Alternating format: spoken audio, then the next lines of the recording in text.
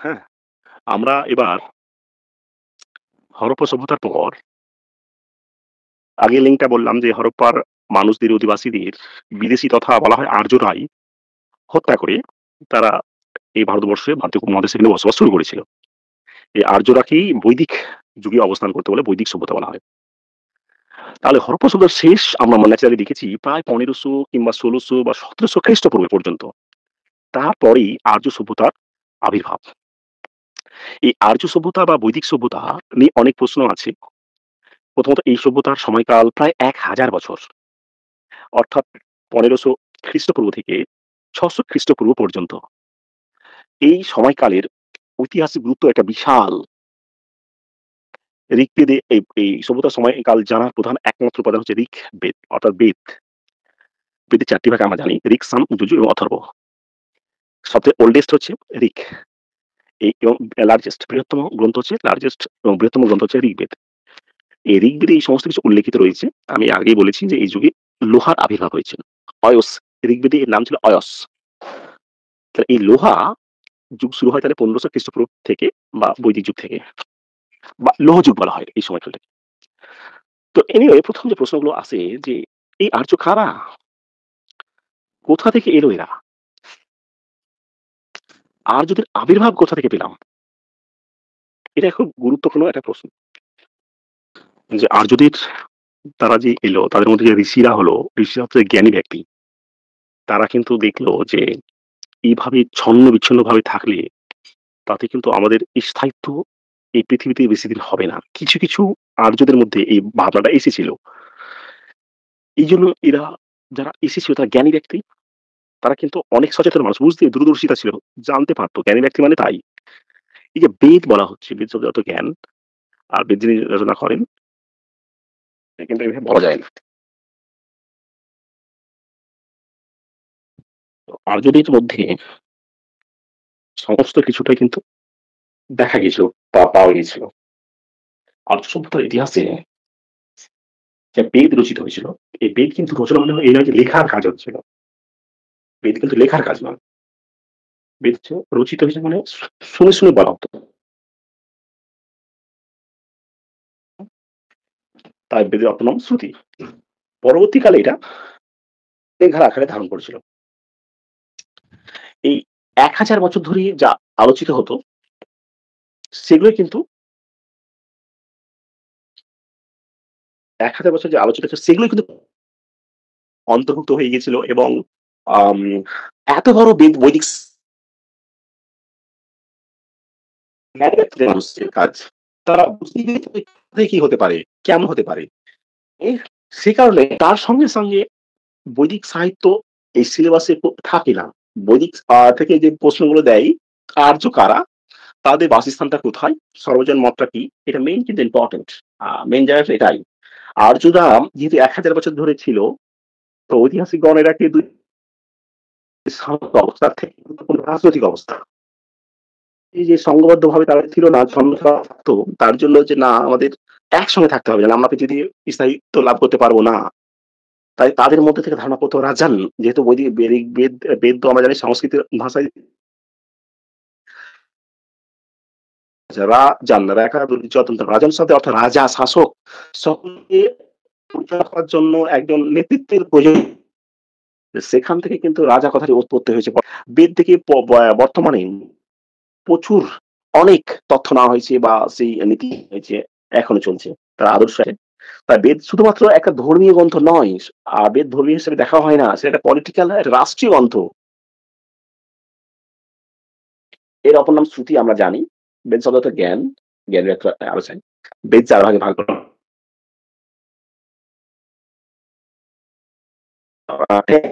টেন্সকে ৪ ভাগে ভাগ করা যায় বা প্রতিটা টেন্সকে আবার ৪ ভাগে ভাগ করা যায়। তো রাজনৈতিক এটাই যে একজন রাজা হবে, রাজা থাকবেন। আমাদের মানুষ জনগণের নেতৃত্বের জন্য। রাজার পর শুধু তো রাজাই শাসন কার্য চালাতে পারবে না। তার সঙ্গে থাকা যারা ছিল। যেমন সভা ও সমিতি এটা বিশেষ কিন্তু গুরুত্বপূর্ণ কিন্তু দুটো সংগঠন। সভা ও সমিতি। সভা হচ্ছে সর্বসাধারণ মানুষ সেসব মানুষরা শুধুমাত্র অংশগ্রহণ করতে পারত। সমাজ হয়তো অংশগ্রহণ করতে পারত না। নারীদের অবস্থা ভালো ছিল কিন্তু পরবর্তী বৈদিক যুগে খুব খারাপ হয়ে গেছিল। ঋগ বৈদিক যুগে নারীদের অবস্থা খুব বিশেষভাবে পরিচিত যেমন গার্গী, অপালা এই কিছু নারী উচ্চশিক্ষা অর্জন করত সারা জীবন ধরে। প্রশ্ন হচ্ছে যে যেসব নারীরা উচ্চশিক্ষিতা হতো আর যারা পুরো পর্যন্ত মানে বিয়ের আগে পর্যন্ত করতো হ্যাঁ, এই সময়কালে সতীদাহ থেকে শুরু সমস্ত প্রথাই অবস্থিত ছিল। ব্রাহ্মণ, আরণ্যক, শতপথ ব্রাহ্মণ বিভিন্ন গ্রন্থ থেকে আমরা কিন্তু বৈদিক যুগের সমাজ সম্পর্কে কি জানতে পারি যে পরবর্তী বৈদিক যুগে নারীদের ক্ষমতাকে খর্ব করে দেওয়া হয়েছিল। উহা যাগযজ্ঞ অনুষ্ঠান প্রভৃতিকে যে অংশগ্রহণ করতে পারত না, তাদেরকে রাজনৈতিকভাবে কিন্তু অনেকটাই কমিয়ে দেওয়া হয়েছিল। তাই নারীর অবদানটা খুব গুরুত্বপূর্ণ দেয় অনেক সময়। ২ নম্বর যে বৈদিক যুগে যে নারীর নাম 2 মার্কের ক্ষেত্রে আগে বারবার দিত যে বৈদিক যুগে ২ জন নারীর নাম লেখো যারা উচ্চশিক্ষা গ্রহণ করেছিল। এখন কিন্তু আর এমসিকিউ যদি ওভাবে দেয় না। এমসিকিউ তে প্রশ্ন সম্পূর্ণ কিন্তু চেঞ্জ হয়ে যায়। মানে নতুন আঙ্গিকের প্রশ্নগুলো তৈরি করে। আর খুব টেকনিক্যাল প্রশ্ন তৈরি করে কিন্তু। যেমন করে না। রাজনৈতিক যে কাঠামো অর্থাৎ একটা যে রাষ্ট্র কিভাবে চলতে পারে? তার ইনফ্রাস্ট্রাকচার পরিপূরক। দেখো রাষ্ট্রীয় কাঠামো মানে আমরা বুঝি যেমন যখন প্রয়োজন তেমনভাবে তার পলিসি তৈরি হয়েছে। বৈদিক যুগে লোকসংখ্যা খুব কম ছিল তাই সেজন্য খুব একটা তার চেইন প্রয়োজন ছিল না। শাসকই শেষ কথা ছিলেন। আর পুরোহিত তার সঙ্গে সভা সমিতি এগুলো কাজ করে চলে ব্যাস এতেই চলে গেছে। এখন একটা রাষ্ট্রকে শুধু প্রাইম মিনিস্টার চালাতে পারে, তার সঙ্গে অনেক শাখা সংগঠন রয়েছে বিভিন্নভাবে পর। তো রাজনৈতিক জীবন এবং রাষ্ট্রীয় কাঠামো খুব উন্নত মানের। সভা সমিতি এখানে খুবই উন্নত মানের। এবার প্রশ্ন হচ্ছে যে একটা দিয়ে যে প্রশ্ন যে সভা সমিতিকে মানে সভা সমিতিকে ঋগ্বেদের একটা নিয়ে প্রশ্ন হয় যে সভা সমিতি কোথা থেকে আমরা জানতে পারি? তাদের উৎপত্তি কোথা থেকে? শতপথ ব্রাহ্মণ, শতপথ ব্রাহ্মণ থেকে আমরা এটা জানতে পারি। ঋগ্বেদের রাষ্ট্রীয় জীবন বা সমাজ জীবন এর সঙ্গে সমাজ জীবনের একটা গুরুত্বপূর্ণ বৈশিষ্ট্য ছিল কি বৈশিষ্ট্য? যে জাতিভেদ প্রথা। এখানে প্রকট হারে ছিল। বৈদিক যুগে ন্যাচারালি ব্রাহ্মণ শ্রেণী শেষ কথা বলত। এখানে ৪ শ্রেণীর মানুষ কর্মক্ষেত্রেই ধরা হতো এগুলোকে ডিভিশন করা হয়েছে। যে ৪ শ্রেণীর মানুষ ব্রাহ্মণ, ক্ষত্রিয়, বৈশ্য এবং শূদ্র। এবং বৈদিক যুগে চতুরাশ্রমের কথা বলা হয়েছে জগলা উপনিষদ। উপনিষদ আমরা দেখেছি যে বৈদিকের বেদের শেষ অংশে যেটা দার্শনিক তত্ত্ব নিয়ে আলোচিত হয়েছে। তো সেখানে জগলা উপনিষদে বলা হয়েছে যে আ বৈদিক যুগে সবসময় এই চতুরাশ্রম অর্থাৎ আমরা জানি চতুরাশ্রম কি? বানপ্রস্থ, গার্হস্থ্য অর্থাৎ আ সংসার জীবন একবার গৃহত্যাগ শেষে সন্ন্যাস জীবন। এটা হচ্ছে চতুরাশ্রম। এখান থেকে চতুরাশ্রম থেকে প্রশ্ন এইভাবে থাকে শুধু যে চতুরাশ্রম ঠিক কোন জায়গা থেকে জানতে পারি? এটা জানার প্রধান উপায় কি? আর এমসিকিউ তে প্রশ্ন হয় না। যখন ট্রু মার্কেট ছিল তখন কিন্তু চতুরাশ্রমটা কি এটা থাকতো। মানে প্রশ্নের ধরন দেখে বোঝা যায়। যেহেতু অল্প লিখে প্রশ্নটা হয় তো, বিস্তারিত নয় শুধু এমসিকিউ সেই কারণে। এই ঋগ বৈদিক যুগ থেকে কিন্তু যেসব প্রশ্নগুলো আসে তার মধ্যে রাষ্ট্রীয় জীবন থেকে আমি পরে আলোচনা করছি। রাষ্ট্র জীবন, সমাজ জীবন। সমাজ জীবনে জাতিভেদ প্রথা খুব গুরুত্বপূর্ণ। আর ৪ শ্রেণীর মানুষ কিভাবে বসবাস করত। তার পরবর্তী শেষে যেটা অর্থনৈতিক জীবন, যেটা গুরুত্বপূর্ণ চ্যাপ্টার। ঋগ্বেদে উল্লেখিত আছে যে কুশীদিন, কুশীদিন শব্দের অর্থ ঋণ করা, ঋণ। অর্থাৎ বলা হয় নাকি শতপথ ব্রাহ্মণে আছে যে সেই সময়কালের বৈদিকরা বাণিজ্য ব্যবস্থা কথা উল্লেখিত আছে। সমুদ্রের পথে তারা বাণিজ্য করত, সেটাও কিন্তু উল্লেখিত আছে। তারপর রপ্তানি আমদানি বিশেষ কিছু জানা যায় না, শুধু বাণিজ্যের ভাগই ছিল। আর ঋগ্বেদিক যুগে আর যদি সময়কালটা হচ্ছে একটাই সেটা হচ্ছে বৈদিক সাহিত্যের কিছু অংশ। সেটা বৈদিক সাহিত্য থেকে পার্ট কয়েকটা প্রশ্নগুলো দেয়। যে এটা কোথা থেকে জানতে পারলাম? সরাসরি কোথা থেকে জানতে পারলাম? চতুরাশ্রম কোথা থেকে জানতে পারলাম? কোন উপনিষদে আছে? এইগুলো সত্যমেব জয়তে কোন উপনিষদে আছে? উপনিষদে তো আবার ৬ ভাগে ভাগ করা যায়। তো উপনিষদ যে মুন্ডক উপনিষদ থেকে সত্যমেব কথাটা জানা যায়। সত্যমেব জয়তে যেটা আমাদের অশোকের স্তম্ভ থেকে শুরু করে সরকারি একটা আ স্ট্যাম্প। সরকারি একটা মানে এটাকে নিয়ে একটা গুরুত্বপূর্ণ দিক আলোচনা করে। তো এই অর্থনৈতিক জীবন আর্যরা যেহেতু আমরা জানলাম যাযাবর শ্রেণী ছিল তাদের প্রাথমিক তারা ১ম তারা কি পেশা হিসেবে গ্রহণ করেছিল পশুপালনকে। এটা একটা খুব ইম্পোর্টেন্ট প্রশ্ন। যে আর্যদের প্রাথমিক পেশা কি ছিল? পশুপালন। আর্যদের প্রাথমিক পেশা ছিল পশুপালন। কিন্তু প্রধান জীবিকা কি ভারতবর্ষে এসে তারা ভারতীয় প্রদেশ এসে তারা কিন্তু কৃষিকাজের সঙ্গে যুক্ত হয়ে গেছিল। এটা হলো আর্যদের ঘটনা, বৈদিক সাহিত্য, আর্যদের অর্থনৈতিক, সামাজিক এবং আ ধর্মীয় ক্ষেত্রে আর্যদের বিশেষ প্রভাব ছিল ব্রাহ্মণদের। তারা যাগযজ্ঞ, বলি সমস্ত কিন্তু ছিল সেখানে। ব্রাহ্মণদের পলিসি নীতি খুব কঠোর ছিল। পরবর্তীকালে মানুষ কিন্তু সহ্য করতে পারত না। সহনশীল ছিল না। আর মেনে নিতে পারত না বলে এই রক্ষণশীল ব্রাহ্মণদের বিরুদ্ধে কুঠারাঘাত এনেছিল খ্রিস্টপূর্ব ৬ষ্ঠ শতকে ৬৩ খানা ধর্ম তৈরি হয়েছিল। তার মধ্যে মোস্ট ২ টি ধর্ম তার সঙ্গে আরেকটি ছিল। ২ টি ধর্ম হচ্ছে বৌদ্ধ এবং জৈন পরবর্তীকালে আজীবিক। বৌদ্ধ ও জৈন ধর্মের উৎপত্তি হয়।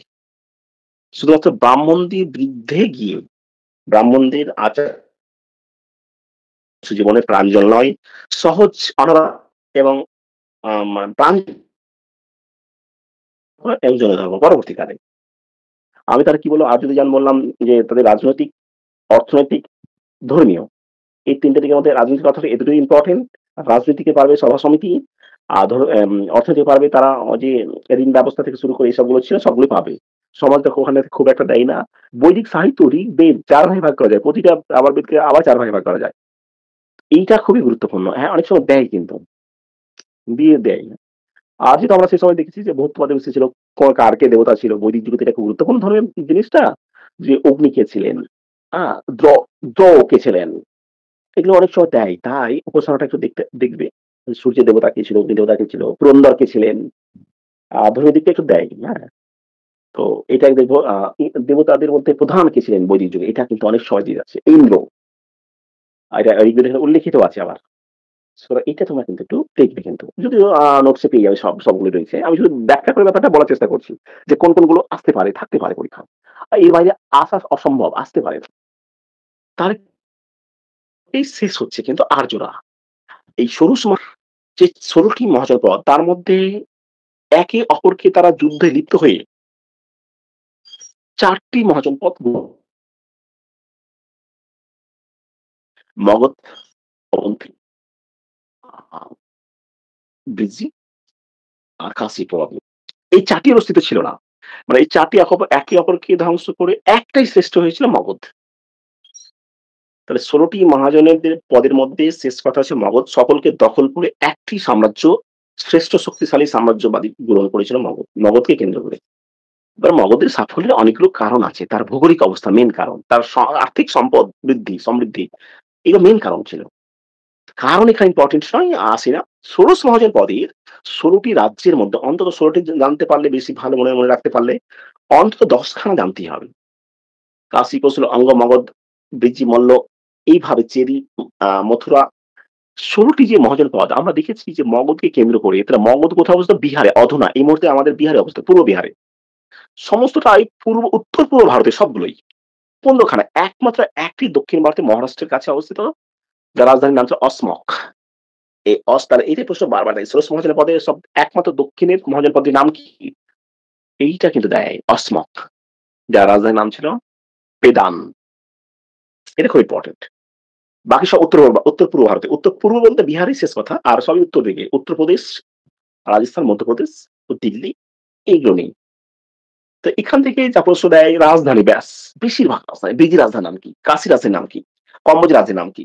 কোন ২ টি মাত্র মহাজনপদ অবন্তী আর সম্ভবত অবন্তী আর মল্ল সম্ভবত এই ২ টি রাজ্যের ২ টো করে রাজধানী ছিল। বাকি সব ১ টি করে। এতই মহাজনপদের মধ্যে ১০ খানা মহাজনপদ গঙ্গা নদীর তীরে অবস্থিত। সবগুলো গঙ্গা নদীর তীরে। প্রায় ১০ খানায়। আ যদি এটা ডিপ প্রশ্ন দেন প্রশ্ন করে না। শুধুমাত্র রাজধানীটা করে। কোথায় অবস্থিত? রাজধানীটা করেই। তাই সকলে যদি ১৬ টা মনে রাখতে পারো খুব ভালো। ১৬ টা না রাখতে পারলে অন্তত ১০ খানা মনে রাখতে পারলে বাকি অপশন দেখে কিন্তু উত্তরটা দিয়ে দিতে পারবে। এই ষোড়শ মহাজনের শেষ কথা হচ্ছে মগধ। মগধে এই যে মানুষ এই যে আর্যদের এই অংশে না যিনি ৪ টি ১ম রাজবংশ তৈরি এই হর্ষবর্ধন বংশের ১ম শাসক বিম্বিসার। এই বিম্বিসার যেহেতু সেনাপতি ছিলেন, তাই একে শ্রেণিক উপাধি দেওয়া হয়েছিল। এই বিম্বিসারই ১ম ভারতের শাসক। তার ছেলে অজাতশত্রু পুনিক উপাধি নিয়েছিলেন। রথ মুসল তার যুদ্ধ কৌশল পদ্ধতির নাম তিনি আবিষ্কার করেছিলেন। তাহলে হর্ষঙ্ক বংশ ফার্স্ট। ২ নম্বর হচ্ছে শিশুনাগ। শিশুনাগ বংশের একজনই শ্রেষ্ঠ শক্তিশালী শাসক, বাকিগুলোর অস্তিত্ব সেভাবে নেই। কালাশক বা কাকবর্ণ। তাহলে মগধ যে বললাম। ৩ নম্বর হচ্ছে উম নবানন্দ বলা হয় শেষেরটাকে। ১ম শাসক ছিলেন নন্দ। বেশ উন্নত মানের ও শ্রেষ্ঠ শাসক নন্দ। ১ম বিম্বিসার হর্ষঙ্ক বংশের, তারপর শিশুনাগ বংশ, তারপর নন্দ বংশ, সর্বশেষ হচ্ছে মৌর্য বংশ। ৫৪৩ খ্রিস্টপূর্ব মানে খ্রিস্টপূর্ব ৬ষ্ঠ শতকের মধ্যে পড়ছে। ৫৪৩ খ্রিস্টপূর্ব থেকে ১৮৭ খ্রিস্টপূর্ব পর্যন্ত এই ৪ টি রাজবংশের আবির্ভাব হয়েছিল। এটা হলো এসএসসি মানে এখান থেকে ধরো এতগুলো প্রতীক একটা প্রশ্ন দেবে বা ২ টো প্রশ্ন দেয় খুব জোর। এখানে সাজেস্টিভ প্রশ্ন। এই মগধের রাজধানী ছিল আমরা জানি। ১ম যে ফার্স্ট রাজধানী সেটা হচ্ছে রাজগীর। তারপরে রাজগীরটা হলো রাজগৃহ। ওটাই নাম। এটা শিশুনাগ বংশের খালাসো নামটা পরিবর্তন করে রাখলো। মানে অন্য জায়গায় নিয়ে গেল বৈশালীতে। সব বিহারী। আবার পরবর্তীকালে মগধ শাসক হর্ষঙ্ক বংশে উদয়ী নতুন তার উদয়ী ৪০০ সম্ভবত ৫৮ খ্রিস্টপূর্ব। এই উদয়ী বা উদয়ীন যেভাবে বলা হোক না কেন, ইনি কিন্তু রাজধানী স্থাপন করেন পাটালিপুত্রে, যেটি এখন পাটনা নামে পরিচিত। বিখ্যাত সেই পাটালিপুত্র। তার মগধ রাজধানী ১ম ছিল রাজগীর, তারপর রাজগৃহ, তারপর বৈশালী, তারপরে পাটালিপুত্র। ব্যাস এইটুকু মগধ রাজধানী। তাহলে এই ৪ টি রাজবংশের মধ্যে ১ম ৩ টি ইম্পোর্টেন্ট। মৌর্য বংশের আমি পরে অন্য একদিন আলোচনা হবেই। ৩ টি রাজবংশের যে প্রশ্নগুলো ঘুরিয়ে, ঘুরিয়ে এসেছে, মৌর্য রাজার নাম কি? ১ম শাসক কে ছিলেন? আম শ্রেণিক কার উপাধি? কণিক কার উপাধি? রথ মুসল যুদ্ধ পদ্ধতি কে আবিষ্কার করেন? তারপরে আরেকজন যে আমরা আলোচনা করেছিলাম যে উদয়ী পাটলিপুত্র নগরটি কে তৈরি করেন? প্রতিষ্ঠা করেন কে? বৈশালী কে রাজধানী নিয়ে যান মগধের? এই কয়েকটা দেয়। আর দেয় না। নন্দ বংশের শেষ সময়কালে দ্য গ্রেট পীর অফ গ্রিক গ্রিক শাসিত ম্যাসিডন রাজ আলেকজান্ডার, তৃতীয় আলেকজান্ডার থার্ড, ইনি আক্রমণ করেছেন ৩২৭ খ্রিস্টপূর্বে। উত্তর দিকে স্বাভাবিকভাবে কাশ্মীরের একটি নদী, সে বিখ্যাত ঝিলাম। সাম্প্রতিককালে যে নদীর উপর দিয়ে বিশ্বের সর্বোচ্চ সেতু তৈরি করলো, সে নাম সেতু। সেই ঝিলাম নদীর তীরে যুদ্ধ করেছিল রাজা পুরুষ সঙ্গে। সেই সময় মগধের রাজা ছিলেন মগধের শেষ শাসক ধনানন্দ। খুব ইম্পর্টেন্ট একটা প্রশ্ন। আলেকজান্ডারের ভারত আক্রমণের সময় ভারতে মগধের রাজাকে ছিলেন, শাসক। খুব ইম্পর্টেন্ট প্রশ্ন। তাহলে এই ১ম ৩ টি আমি তার রাজবংশ সম্পর্কে বললাম। First 3 dynasty of Magadh. তাহলে এই খ্রিস্টপূর্ব